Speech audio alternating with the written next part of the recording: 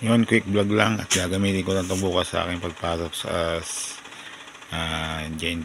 Sprinter Rider Courier. Yan. Bumili na ako kasi yung mga blue socks ko ever since nga gamit ko to sa previous hub namin sira na. At nalagyan ko lang yun ng plastic din sa loob. Ngayon medyo mahirap nang kumuha kasi ano yun, dating VIP sack yun yung pag dumarating yun galing truck, inababa galing truck, ang laman lang ng parcel nun is mga 2-3, minsan isa lang, tinatawag nilang VIP sack.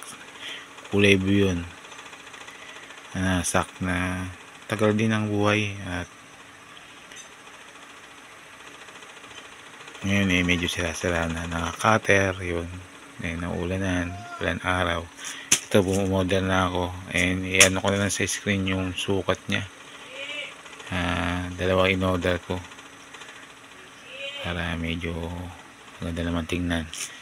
Ito, gray, yung tawag ng iba dito is parcel sack o parcel bag or laundry bag.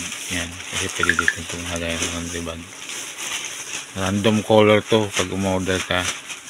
Doon sa kinuhanan ko, random color. Yan, maganda naman yung pagkakagawa.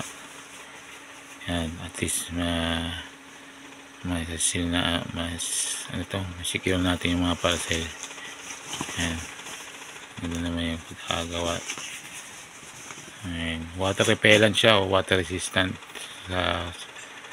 Pag malakas ang ulan siguro mabasa din to pag napasukan ng tubig sa loob. Yan, dalawa kinuha ko. Gamitin ko lang kasi bukas yan.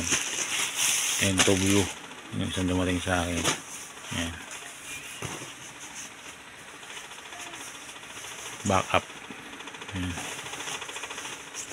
ganoon naman, sana magtagal din at tumagal yung pagiging water repellent niya o water resistant. Yan. Then umorder na rin ako yung nilalagay ko sa aking blue socks dati na plastic. Yan, umorder din ako, extra protection. Yan, ko lang din sukat sa screen. Yan, hindi ko na bubuka, masyadong malaki to sakto din sa ano ko. Yan, kaya ko lang sa screen yung sukat nya. Itong isa mali ako nang bili, masyadong malaki. Inaarbo ni Macy's na lang to. Yan, yun, hanggang dito na lang at quick naman to, quick vlog. At gagamitin ko na to bukas at iba tayo ng style. Ayan, salamat sa panonood. Tuloy lang tayo. Peace out.